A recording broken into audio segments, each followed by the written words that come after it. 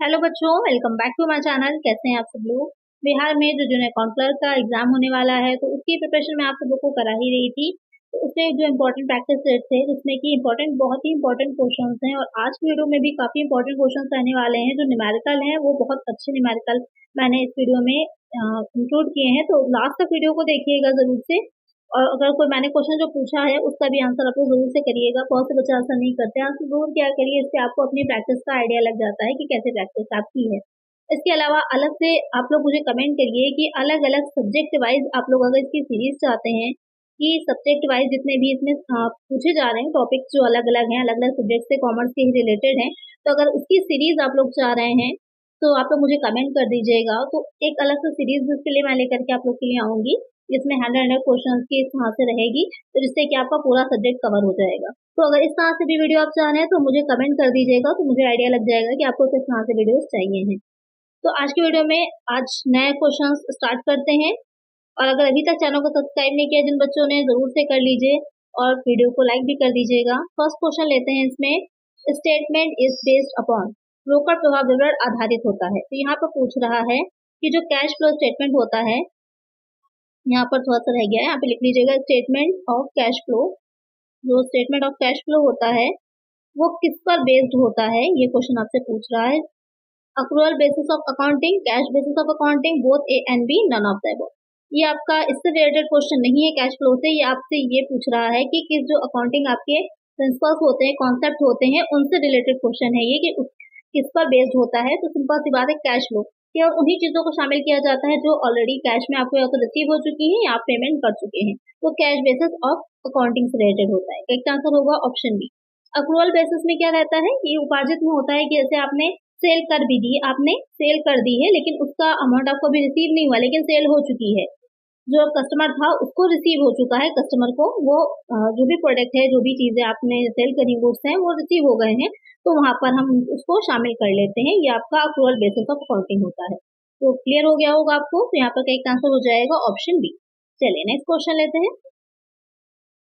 Next question है, who was find the net operating income theory of capital structure. पूंजी संरचना का net परिचालन आय सिद्धांत किसके द्वारा दिया गया है, गॉर्डन के, डूरेंट के, हडसन के, या फिर वाल्टर के। तो यहाँ पर कैपिटल स्ट्रक्चर की बात की जा रही है। पूंजी ढांचा, पूंजी कैपिटल स्ट्रक्चर या पूंजी ढांचा क्या होता है, ये किससे रिलेटेड है, जो फाइनेंशियल मैनेजमेंट है उससे रिलेटेड हो जाएगा ये आपका। तो यहाँ पर एक इसमें कौन सी चीजें शामिल होती हैं जब हम कैपिटल स्ट्रक्चर की बात करते हैं, तो मैंने पहले भी आप लोग को बताया हुआ है। इसमें आपके शेयर्स आ जाते हैं, जो शेयर पूंजी होती है, इसमें आपकी इक्विटी भी होती है, इक्विटी शेयर कैपिटल आ जाएगी, और प्रेफरेंस शेयर कैपिटल हो जाती है कि कितनी इक्विटी है और कितनी प्रेफरेंस है। और साथ में क्या हो जाते हैं, डिवेंचर्स आ जाते हैं कि कितने डिवेंचर लिया गया है। तो उसको मिला करके इन तीनों को क्या हो जाता है, आपका कैपिटल स्ट्रक्चर तैयार होता है कि कितनी आप जो है स्वामी पूंजी इक्विटी पर डिपेंड कर रहे हैं, कितनी आप जो है डेट कैपिटल ले रहे हैं। तो उसी को मिला करके एक जो कंप्लीट कैपिटल तैयार की जाती है उसको कैपिटल स्ट्रक्चर बोला जाता है। तो इसकी भी कई एक थ्योरीज दी गई हैं अलग अलग। तो यहाँ पर जो नेट ऑपरेटिंग इनकम की थ्योरी दी गई है वो किसने दी है, ये क्वेश्चन आपसे पूछ रहा है। तो ये किसने दी है, जो डेविड डूरेंट थे, ये उनके द्वारा दिया गया था। तो करेक्ट आंसर क्या हो जाएगा, ऑप्शन सी हो जाएगा। इसमें क्या है कि जो नेट ऑपरेटिंग इनकम होती है, इसमें इफेक्ट की मेनली बात की जाती है कि क्या इफेक्ट पड़ता है उसका कंपनी या फर्म के जो ऋण होते हैं, जो डेट लिया जाता है, तो उनमें क्या परिवर्तन करने से जो नेट ऑपरेटिंग इनकम है वो इफेक्ट करती है। तो वही उसी से रिलेटेड ये आपकी थ्योरी है। इसकी फाइनेंशियल मैनेजमेंट के अलग से आप लोग की एक सीरीज में लेकर के आऊंगी, जिस सीरीज में उससे रिलेटेड ही क्वेश्चंस होंगे, उस सब्जेक्ट से रिलेटेड होंगे, जिससे कि आपको एक एक पॉइंट क्लियर हो जाए। अभी आपकी कॉस्ट, सबसे पहले कॉस्ट अकाउंटिंग से मैं स्टार्ट कर रही हूँ, जिसमें कॉस्ट से रिलेटेड आप लोग के क्वेश्चंस आने वाले हैं। ये सीरीज आएगी जो चल रही है आएगी आपकी, उसे जरूर देखिएगा, बहुत ही इंपॉर्टेंट रहेगी ये। इसमें आपकी सारी चीजें कवर हो जाएंगी अलग अलग सब्जेक्ट वाइज आपकी। तो ये वाली सीरीज जरूर देखिएगा, इसके लिए चैनल पर बने रहिएगा। और अगर सब्सक्राइब नहीं किया, सब्सक्राइब कर लीजिए, जिससे कि वीडियो जब भी अपलोड हो आपको मिल जाए। यहाँ पर करेक्ट आंसर है ऑप्शन सी। ये थोड़ा सा ऊपर नीचे हो गया है, यहाँ पर सी ऊपर चला गया है, तो ये ध्यान रखिएगा कि नाम में याद रखिएगा कि डूरेंट की बात की जा रही है। चलिए नेक्स्ट क्वेश्चन है,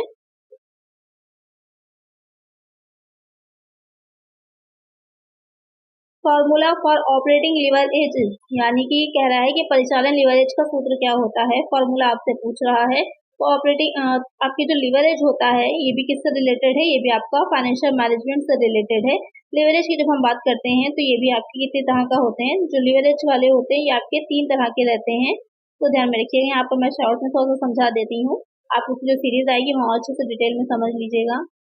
तो यहाँ पर आपके ऑपरेटिंग लिवरेज होता है जिसको शॉर्ट में ओएल लिखते हैं, फाइनेंशियल लिवरेज होता है, वित्तीय उत्तोलन से कहा जाता है, और तीसरा हो जाता है कंबाइंड लिवरेज। तो ये आपके 3 तरह के लिवरेज होते हैं। ऑपरेटिंग लिवरेज जो होता है इसका फॉर्मूला की अगर हम बात करें तो हो जाता है कंट्रीब्यूशन अपॉन ईबीआईटी, ये इसका फॉर्मूला हो जाता है। इसको हिंदी में कहें तो हिंदी में आपका परिचालन अनुपात है। सेकेंड वाला है जो आपका फाइनेंशियल लिवरेज है, वित्तीय उत्तोलन है, इसका जो फॉर्मूला होता है ईबीआईटी अपॉन ईबीटी हो जाता है, ये है इसका फॉर्मूला। और जो कंबाइंड लिवरेज होता है इन दोनों को ही मल्टीप्लाई कर दिया जाता है तो आपका कंबाइंड लिवरेज निकल करके आ जाता है। और लेकिन अगर आपको फॉर्मूले के तौर पे देखना है कि क्या होता है तो आप यहाँ पर से भी थोड़ा सा आइडिया लगा सकते हैं। ईबीआईटी से बीआईटी कट जाएगा, क्या बचेगा, सी अपॉन ईबीटी, ये हो जाता है आपका कंबाइंड लिवरेज का फॉर्मूला। आप इन दोनों को निकाल करके भी कंबाइंड लिवरेज निकाल सकते हैं, डायरेक्ट आप कंट्रीब्यूशन अपॉन ईबीटी कर दीजिएगा तो भी आपका निकल आएगा। तो ये फॉर्मूलाज को आप याद रखिएगा, न्यूमेरिकल भी आएगा तो भी इसी से सॉल्व होगा। और ये आपके जो 3 फॉर्मूलाज हैं ये 3 तरह के लिवरेज के ही मेन फॉर्मूलाज हैं, इनको अच्छे से याद करिएगा। अब आते हैं क्वेश्चन पर। क्वेश्चन क्या कह रहा था कि परिचालन ऑपरेटिंग लिवरेज का फॉर्मूला बताना है, तो आपने यहाँ पर देख ही लिया। कौन सा करेक्ट है, contribution upon EBIT, option B जो होगा वो करेक्ट हो जाएगा। तो आपकी समझ में आ गया है किस तरह से निकाला जाता है कंट्रीब्यूशन। अंशदान होता है, कंट्रीब्यूशन में आपके 2 चीजें शामिल रहती हैं, एक हो जाती है फिक्स्ड कॉस्ट प्लस हो जाता है प्रॉफिट, इन दोनों को ऐड करिएगा तो निकल के आपका कंट्रीब्यूशन अंशदान आ जाता है। वैसे जो बीईपी एनालिसिस वाला चैप्टर है वहां पर भी आपको मैंने बताया था, तो इस तरह से इसको हम निकालते हैं। बाकी चीजें जो होती हैं ईबीआईटी तो आपकी वो रहती है, प्रॉफिट ही होता है, earning before interest and tax, जो अर्निंग आपने करी है इंटरेस्ट और टैक्स लेस करने से पहले। और ईबीटी क्या होता है, जब उसमें से हम इंटरेस्ट को लेस कर देते हैं इसमें से तो निकल के हमारा ईबीटी आ जाता है, अर्निंग बिफोर टैक्स। चलिए नेक्स्ट क्वेश्चन है,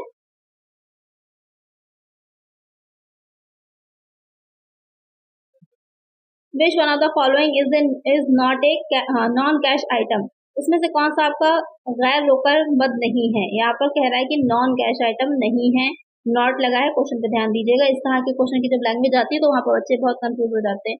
तो यहाँ पर नॉन कैश तो लिखा है कि कौन से गैर मद, लेकिन यहाँ पे ये भी कहा है कि नहीं है। तो प्रोविजन फॉर बैड डेट, अप्राप्य ऋणों के लिए प्रावधान, गुडविल रिटर्न ऑफ ख्याति का अपलेखन, डेप्रिसिएशन, ह्रास, कैश सेल, नगद विक्रय। तो यहाँ पर नॉन कैश की अगर हम बात करें तो जो हमारा प्रोविजन फॉर बैड डेट है वो भी नॉन कैश होता है, गुडविल रिटर्न ऑफ भी नॉन कैश है, और डेप्रिसिएशन भी आपका गैर रोकड़ व्यय ही होते हैं। इसको ध्यान में रखिएगा, अक्सर बच्चे यहाँ पर कंफ्यूज होते हैं। ये तीनों जो है आपके, ये तीनों ही क्या है, नॉन कैश आइटम्स हैं, लेकिन जो कैश सेल है वो आपकी कैश आइटम है। तो एक आंसर यहाँ पर हमारा ऑप्शन डी होगा। तो बहुत ही अच्छा और मोस्ट इंपॉर्टेंट क्वेश्चन है, इसको दूसरे ध्यान में रखिएगा। यहाँ पर जो डिप्रिसिएशन है ये बहुत पूछा जाता है, तो डिप्रिसिएशन जो किस तरह का इसका आइटम है, किस तरह का एक्सपेंस होता है, तो नॉन कैश आइटम होता है। चलिए नेक्स्ट क्वेश्चन, यहाँ पर आप देख लीजिए थोड़े से, ये भी आप पूछ सकते हैं आपसे, तो इनको भी याद रखिएगा। ये कुछ इंपॉर्टेंट ऐसे हैं आपके आइटम्स।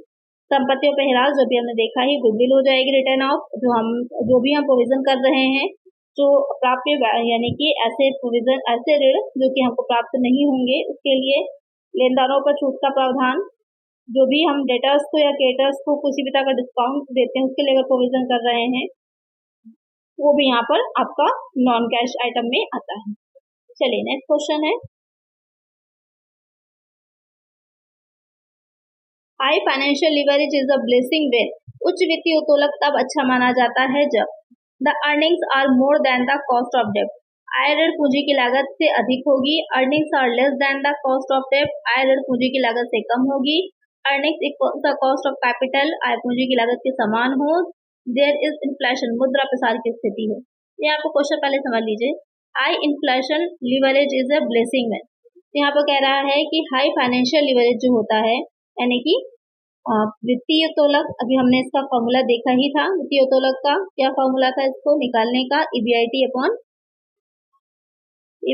अपॉन ईबीटी, ये फॉर्मूला था इसको निकालने का हमारा। तो कह रहा है कि जब ये हाई होगा यानी कि ईबीआईटी ज्यादा होगा और ईबीटी कम होगा।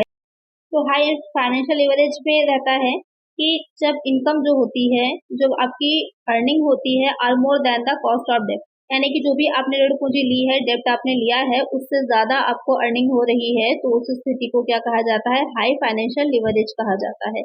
एक तरह से क्या हो जाएगा? ऑप्शन ए हो जाएगा। मेनली जो लिवरेज होता है वो यही आपको दिखाता है कि जो आपका कैपिटल स्ट्रक्चर आपने बनाया है जिस तरह का, उसमें जो इक्विटी कैपिटल है, जो स्वामियों के ओनर्स की कैपिटल है, उसके साथ डेब्ट के साथ क्या उसका कॉम्बिनेशन है, जिससे कि ज्यादा से ज्यादा कंपनी को आय हो सके। मेन उसका यही निकालने का मेन ऑब्जेक्टिव होता है। और इसे ही क्या कहा जाता है? ट्रेडिंग ऑन इक्विटी भी कहा जाता है, जैसे कि आप यहाँ पर देख सकते हैं कि इसे समता पर व्यापार ट्रेडिंग ऑन इक्विटी कहा जाता है। जब आय ऋण पूंजी की लागत से अधिक हो तो उसे अच्छा वित्तीय उत्तोलक कहा जाता है, यानी कि जब जो इनकम होगी वो कॉस्ट ऑफ डेब्ट से ज्यादा हमारी हो रही है, तो वहाँ पर जो हम इंटरेस्ट पे कर रहे होंगे तो वहाँ पर इजिली हम पे कर सकते हैं और हमारे पास अर्निंग भी रह जाती है शेयर होल्डर्स के लिए। तो वहाँ पर ये सिचुएशन जो होती है वो हाई फाइनेंशियल लिवरेज की कहलाती है। एक आंसर यहाँ पर है हमारा ऑप्शन ए। चलिए नेक्स्ट क्वेश्चन है, ट्रायल बैलेंस डिस्क्लोज तलपट प्रकट करता है एरर ऑफ ओमिशन, छूट जाने की अशुद्धियां, एरर ऑफ कमीशन लेखे की संबंधी, एरर ऑफ प्रिंसिपल सैद्धांतिक या फिर बाकी शेषों की। तो यहाँ पर जो ट्रायल बैलेंस है बनाया किससे जाता है? ट्रायल बैलेंस आपको बनाया जाता है जो हम लेजर बनाते हैं। लेजर में जो हमने अकाउंट्स रखे होते हैं उन अकाउंट्स में जो बैलेंस निकल करके आता है उन बैलेंस से हम बनाते हैं अपना जो ट्रायल बैलेंस है वो बस तैयार होता है। तो जब भी हमारी बात कही जाएगी कि किस चीज को प्रकट करता है मेनली, तो कहाँ पर अशुद्धियां हैं, तो मेनली आपकी जो एरर बैलेंस निकालने में अशुद्धियां, बाकी शेषों की अशुद्धियां जो होती है उनको ही पता किया जाता है कि हाँ ट्रायल बैलेंस से आपके दोनों साइड के इक्वल नहीं आ रहा है, डेबिट साइड और क्रेडिट साइड इक्वल नहीं आ रहा है, तब देखा जाता है कि क्यों नहीं आ रहा है, तो कौन से अकाउंट में प्रॉब्लम है। फिर उसके बाद देखा जाएगा कि लेजर में कहाँ पर गड़बड़ हुई है, फिर लेजर से हम जाएंगे जर्नल में कि जर्नल से लेजर में पोस्टिंग करते टाइम कहाँ पर हमसे गलती हो गई है या जर्नल में लिखने में कुछ प्रॉब्लम हुई है, गलती हुई है। तो यहाँ पर सबसे पहले जो आपकी अशुद्धियां आती हैं वो आ जाएंगी एरर ऑफ बैलेंसेस। तो एक तरह से क्या हो जाएगा? Option D. क्योंकि वैसे तो ये सारी ही हैं चीजें इंपॉर्टेंट हैं, लेकिन मेन जो आपका आंसर बनेगा वो यही वाला ऑप्शन करेक्ट रहेगा। चलिए नेक्स्ट क्वेश्चन है, यहाँ पर आप और देख सकते हैं कि वे अशुद्धियां जिनका प्रभाव तलपट के योगों पर पड़ता है या तलपट में प्रकट होने वाली अशुद्धियां निम्न है। गलत पक्ष में अगर रॉन्ग साइड में आपने पोस्टिंग कर दी, या फिर टोटल निकालने में आपने कोई मिस्टेक कर दी है, किसी अकाउंट को लिखना ही आप भूल गए हैं ट्रायल बैलेंस में, या फिर जब हम टोटल करते हैं उसमें बैलेंस निकालते हैं तो वहां पर हमसे कोई किस तरह का एरर हो जाता है। तो यहाँ पर ये अशुद्धियां जो होती हैं वो तलपट से इजिली हमको पता चल जाती हैं। चलिए नेक्स्ट क्वेश्चन है, टेस्ट चेकिंग रिड्यूसेस द, जो परीक्षा जांच हम कर रहे हैं वो क्या कम करती है? वर्क ऑफ एन ऑडिटर, अंगेक्षक के कार्य को, लायबिलिटी ऑफ एन ऑडिटर, अंगेक्षक के दायित्व को, बोथ ए एंड बी, या फिर नन ऑफ द अबव, से कोई नहीं। तो टेस्ट चेकिंग रिड्यूसेस, इसका मीनिंग क्या हो जाती है कि टेस्ट चेकिंग होती क्या है? टेस्ट चेकिंग का मतलब ये होता है कि आपके पास बहुत से अकाउंट्स बने हुए हैं, जैसे कि लेजर है, आपके लेजर में बहुत से अकाउंट बने, यहाँ पर एक एग्जांपल के तौर पर मैं सब समझा रही हूँ। अब सारे अकाउंट्स को चेक कर पाना आपके लिए पॉसिबल नहीं है, तो आपने रैंडमली कुछ अकाउंट्स को उसमें से निकाल लिया, कुछ लोगों के अकाउंट्स को निकाल लिया, उसके बाद आप उन अकाउंट्स को चेक कर रहे हैं, अगर वो सही है तो आप मान लेते हैं कि बाकी के सारे अकाउंट भी करेक्ट होंगे। मेनली आपका जो कैश बुक में एंट्रीज की जा रही होती है उसके लिए यूज किया जाता है, तो हम ये मान लेते हैं कि बाकी सारी एंट्रीज जो है वो सही ही होंगी, वो टेस्ट चेकिंग हो जाती है। अब यहाँ पर हम बात करें कि किस चीज को रिड्यूस करती है, तो अंकेक्षक के कार्य को रिड्यूस करती, कम करती, उसकी लायबिलिटी कम नहीं होती है। टेस्ट चेकिंग करने का मतलब ये नहीं है कि वो लायबल नहीं है, उसकी जो लायबिलिटीज बन रही हैं वो रहेंगी अपनी जगह ही। अगर वो टेस्ट चेकिंग में किसी तरह की गलती करता तो लापरवाही उसकी है, उसके लिए भी उसका दायित्व बनता है। तो यहाँ पर जो रिड्यूस करती सिर्फ उसके काम को रिड्यूस करती है। एक आंसर होगा ऑप्शन है। और ये अगर ये भी क्वेश्चन बनता है कि टेस्ट चेकिंग किस पर डिपेंड होती है, तो अगर वहां पर उस संस्था में रूटीन चेकिंग हो रही होगी, कंटिन्यूअस ऑडिट हो रहा होता है, तो वहां पर ये चेकिंग बहुत ही सही रहती है। चलिए नेक्स्ट क्वेश्चन है, in which policy of working capital management the permanent current asset are financed by shortly term financing, कार्यशील पूंजी के प्रबंधन की किस नीति के अंतर्गत स्थायी चालू समिति का वित्तीयकरण लघुकालीन वित्त के द्वारा किया जाता है? कंजर्वेटिव पॉलिसी, रूढ़िवादी नीति, अग्रेसिव पॉलिसी, उग्रवादी नीति, मॉडरेट पॉलिसी, सामान्य नीति, ऑल ऑफ द अबव, उपयुक्त नीति। सारी नीतियां जो दे रखी है वो सही है। तो यहाँ पर जो क्वेश्चन कह रहा है, वर्किंग कैपिटल मैनेजमेंट जब हम कर रहे होते हैं तो ये सब आपके फाइनेंशियल मैनेजमेंट के में ही आएंगे। बहुत इजी से क्वेश्चंस हैं, ये आपके पूछे जा सकते हैं, इसलिए मैंने शामिल किया है। यहाँ पर कह रहा है कि जो वर्किंग कैपिटल मैनेजमेंट होती है उसमें जो हमारी परमानेंट करेंट एसेट होती है उसको जो शॉर्ट टर्म फाइनेंस से फाइनेंसिंग कर रहे हैं, तो एक चीज ध्यान में रखिएगा, जो करंट एसेट होती है या फिर वर्किंग कैपिटल होती है मेनली, तो वर्किंग कैपिटल जो होगी उसको हम शॉर्ट टर्म और लॉन्ग टर्म दोनों सोर्सेज से फाइनेंस किया जाता है।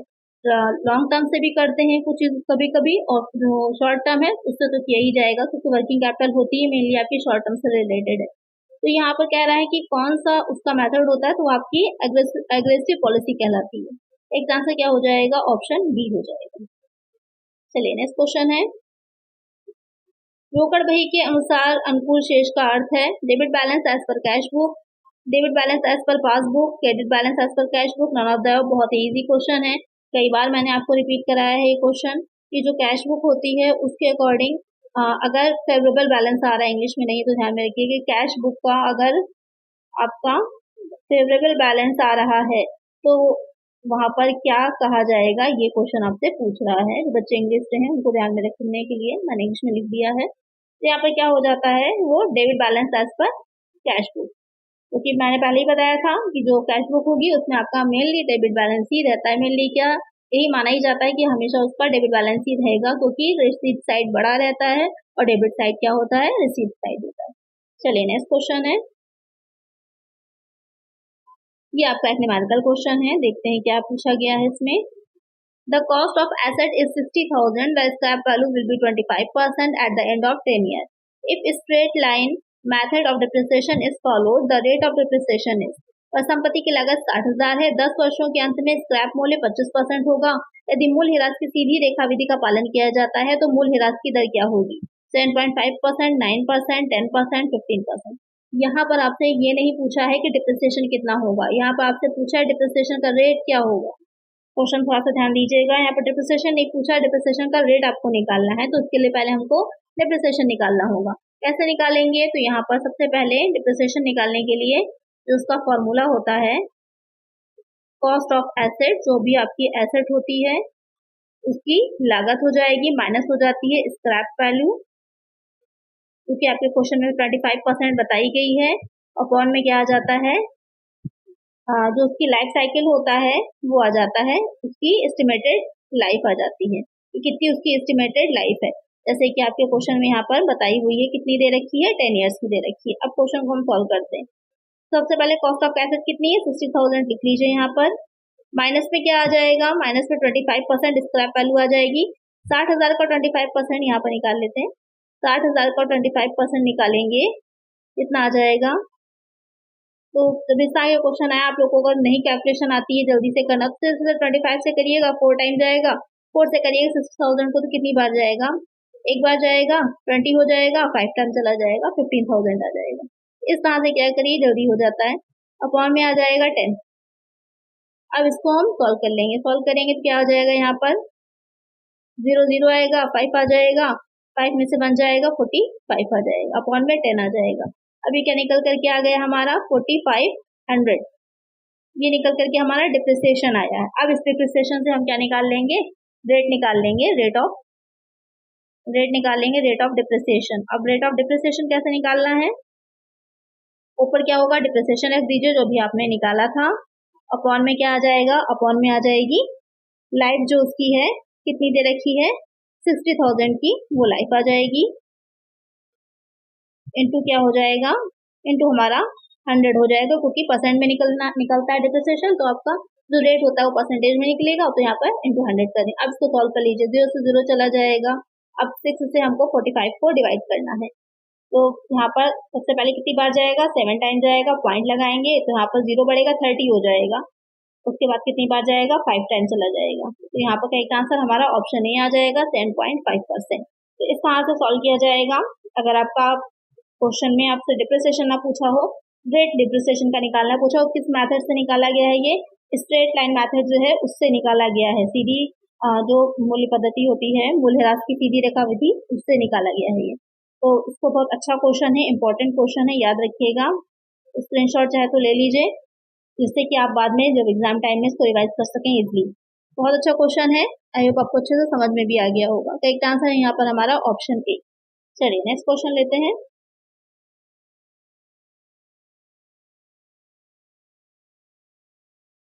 Under cost control accounting normal wastage of material is debited to. लागत नियंत्रण लेखा विधि में सामग्री की सामान्य क्षति को डेबिट किया जाता है। Costing profit and loss account लागत लाभ हानि खाता, stores ledger control account store खाता बही नियंत्रण खाता, financial goods ledger control account निमित्त माल खाता बही नियंत्रण खाता, या फिर फैक्ट्री ओवरहेड कंट्रोल अकाउंट कारखाना और परिवहन नियंत्रण खाता। तो यहाँ पे क्या कह रहा है, जो लागत नियंत्रण लेखा विधि होती है उसमें जो मटेरियल का वेस्टेज होगा उसे हम कहाँ पर डेबिट करते हैं, ये क्वेश्चन आपको पूछ रहा है। तो उसे हम कहाँ पर डेबिट करते हैं, तो वेस्टेज जो होगा उसे हम डेबिट करते हैं फैक्ट्री ओवरहेड कंट्रोल अकाउंट में। एक आंसर क्या होगा हमारा, ऑप्शन डी हो जाएगा। ऐसे थोड़ा सा ये एडवांस लेवल का क्वेश्चन है, हो सकता है इतना डीपली ना पूछे, लेकिन मैंने क्वेश्चन इंक्लूड कर दिया था कि अगर बाई चांस पूछता है तो आपको चीज पता होनी चाहिए कि इसको कैसे हम सॉल्व करते हैं, किस तरह से हम दिखाते हैं। यहाँ पर आप थोड़ा सा और डिटेल भी इसकी देख सकते हैं कि कारखाना और परिवहन नियंत्रण खाता और परिवहन खर्चे के निर्माण से संबंधित खाता है। इसमें अप्रत्यक्ष यानी कि इनडायरेक्ट मटेरियल, इनडायरेक्ट लेबर या फिर इनडायरेक्ट एक्सपेंस जो है उनकी राशियों को ही डेबिट किया जाता है, और सामग्री की सामान्य क्षति को भी हम इसमें ही डेबिट करते हैं। चलिए नेक्स्ट क्वेश्चन है,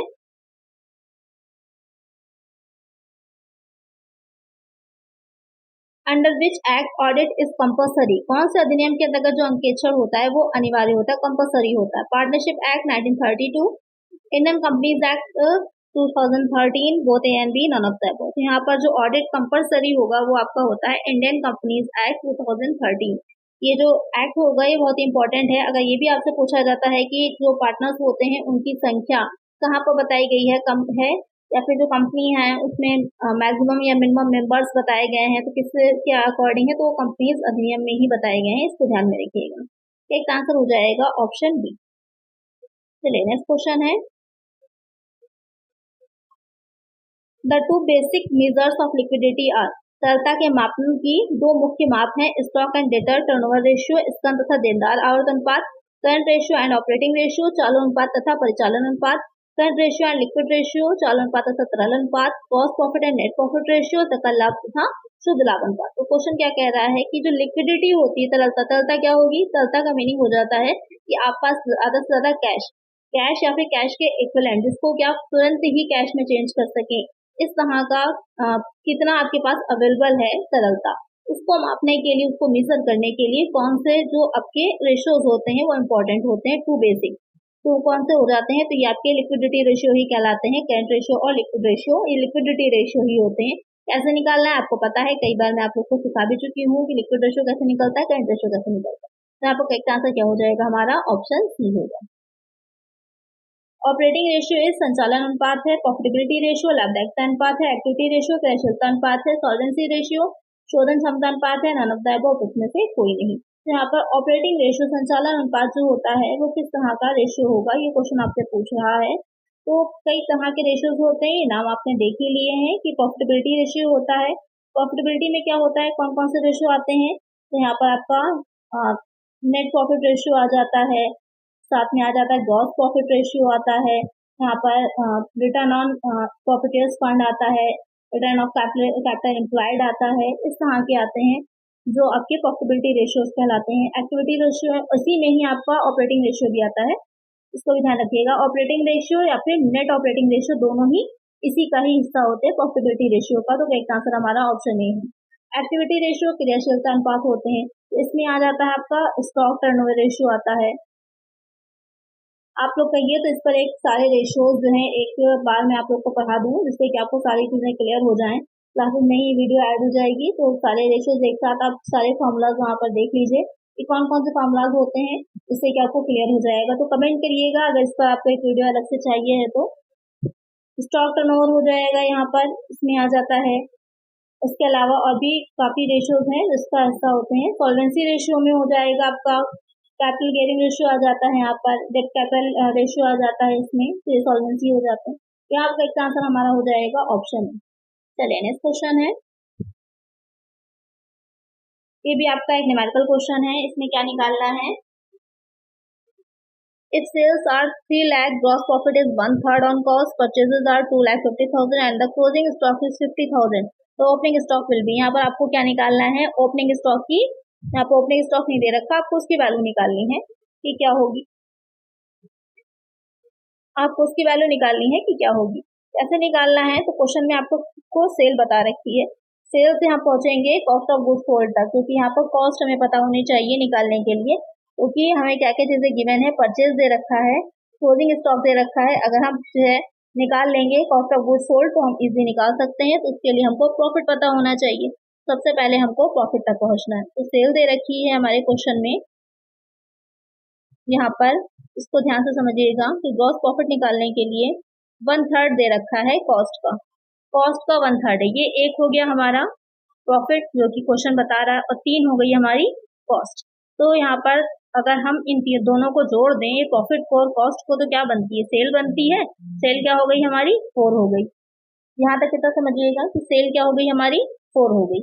अब हमें पता चल गया है कि अगर हमारा 1 रुपये प्रॉफिट होगा तो 4 रुपए क्या होगी, हमारी सेल होगी। अब यहाँ पर हमको सेल की वैल्यू भी दे रखी थी 3 लाख की, अब इससे हमारा इजी निकल आएगा प्रॉफिट। तो 3 लाख क्या है ये हमारा, अपॉन में 4 कर दीजिए, इनटू हो जाएगा 1, तो हमारा निकल करके ग्रॉस प्रॉफिट आ जाएगा।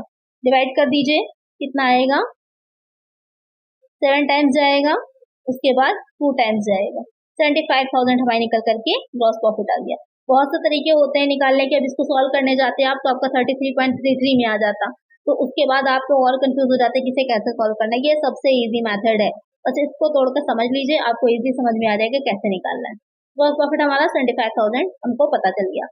अब अगर हम कॉस्ट ऑफ गुड्स सोल्ड निकालने के लिए तो शॉर्ट में COGS लिखते हैं, सेल में से जो 3 लाख की हमारी सेल गिवन है उसमें से अगर हम इसको लेस कर देते हैं जो 75,000 है, तो हमारी क्या निकल करके आ जाएगा, कॉस्ट ऑफ गुड्स सोल्ड निकल करके आ जाएगी। लेस करिए, कितना आएगा, 2,25,000, 2,25,000 हमारा निकल करके कॉस्ट ऑफ गुड्स सोल्ड आ गई, जो कि हमको चाहिए थी। अब हम आसानी से निकाल सकते हैं ओपनिंग स्टॉक। कैसे निकालेंगे, जो हमारा फॉर्मूला हमें पास गिवन है उसी से ही निकाला जाता है।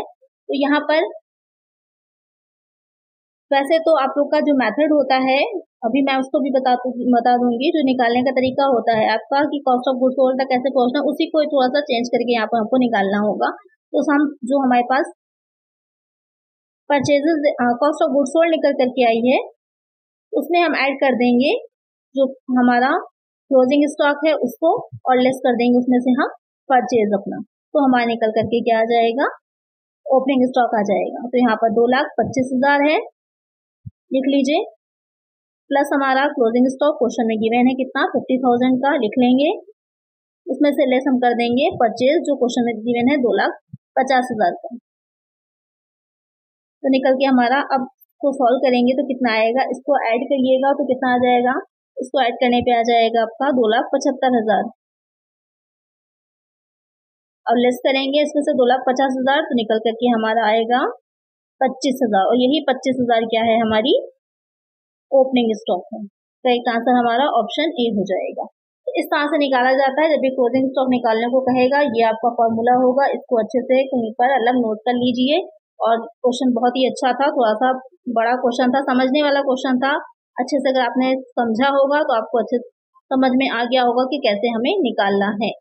लेकिन आपको सारी चीजें अच्छे से पता होनी चाहिए। ये पता होना चाहिए कि कैसे ग्रॉस प्रॉफिट निकलता है, ये पता होना चाहिए कॉस्ट ऑफ गुड्स सोल्ड कैसे बनती है, ओपनिंग स्टॉक निकालने का फॉर्मूला क्या होता है। ये सारी चीजें आपको जब अच्छे से पता होंगी तभी आप इसको सॉल्व कर पाएंगे।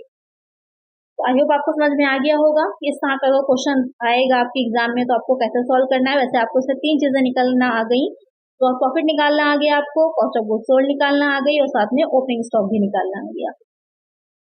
अब यहाँ पर जैसे कि मैंने कहा था कि एक इम्पोर्टेंट चीज है जो आप लोग को बता देते हैं कि कैसे निकाली जाती है। तो कॉस्ट ऑफ गुड्स सोल्ड अगर वैसे पूछेगा अलग अलग, इसमें जैसे कॉस्ट ऑफ गुड्स सोल्ड निकालनी होती उसे कैसे निकालते हैं, तो ओपनिंग स्टॉक जो होता है हमारा, उसमें हम परचेजेस को ऐड कर देते हैं, जो हमारा क्रय दे रखा होगा क्वेश्चन में उसको ऐड कर दीजिए और माइनस कर दीजिए क्लोजिंग स्टॉक को, तो निकल के हमारी कॉस्ट ऑफ गुड्स सोल्ड आ जाती है। ये फॉर्मूला नोट कर लीजिएगा। इसी से आपका क्लोजिंग स्टॉक निकालने का फॉर्मूला भी मैंने बनाया था।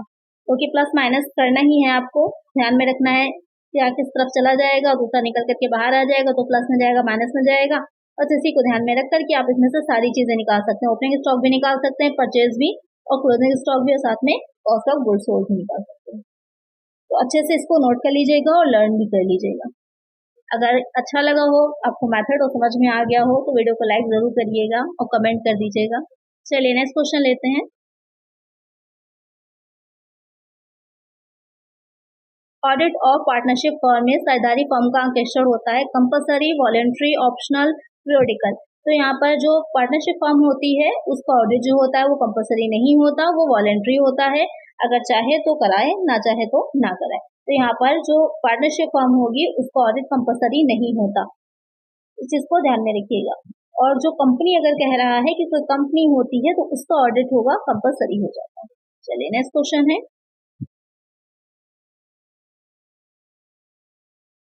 नेक्स्ट क्वेश्चन है which one explain the accounting of amalgamation. कौन सा एकीकरण लेखांकन की व्याख्या करता है। यहाँ पर क्वेश्चन आपका अमलमेशन से नहीं है कि कुछ बच्चे सोचें कि एकीकरण तो मैम नहीं है हमारे सिलेबस में। यहाँ पर आपका जो क्वेश्चन है वो अकाउंटिंग स्टैंडर्ड से रिलेटेड है और ये आपके एग्जाम में पूछा जाएगा।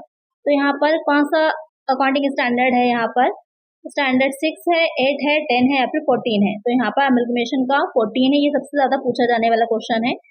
ये जो AS14 है वो कौन सा होता है, अमलमेशन एकीकरण से रिलेटेड, और ये सबसे ज्यादा पूछा जाता है अकाउंटिंग स्टैंडर्ड 6। ये किससे रिलेटेड है, ये आपका डिप्रिसिएशन से रिलेटेड है। ये दो बहुत पूछे जाते हैं, बाकी कुछ नहीं पूछा जाता, ये दो बहुत पूछे जाते हैं। चलिए नेक्स्ट क्वेश्चन है, ये भी आपका एक न्यूमेरिकल क्वेश्चन है। If current ratio is 2.5 and working capital is 60,000 then amount of current asset will be. यदि चालू अनुपात 2.5 है, कार्यशील पूंजी 60,000 है, चालू संपत्ति होगी। तो यहाँ पर आपको क्या निकालनी है, करंट एसेट निकालनी है। बहुत बार मैं आप लोग को बता चुकी हूँ कैसे निकाली जाती है। जल्दी से इसका आंसर आप लोग मुझे कमेंट कर दीजिए कि सही आंसर क्या है। और कुछ बच्चे कह रहे थे मैम आप क्वेश्चन कि इसका सही आंसर क्या होगा, करंट एसेट कितनी निकल करके आएगी। बहुत ही इजी सा क्वेश्चन है और ज्यादा कुछ दे भी नहीं रखा है, एक ही चीज बताई गई है, कार्यशील पूंजी से निकालना है। एक आंसर क्या होगा इसका कमेंट करिएगा। चलिए नेक्स्ट क्वेश्चन है,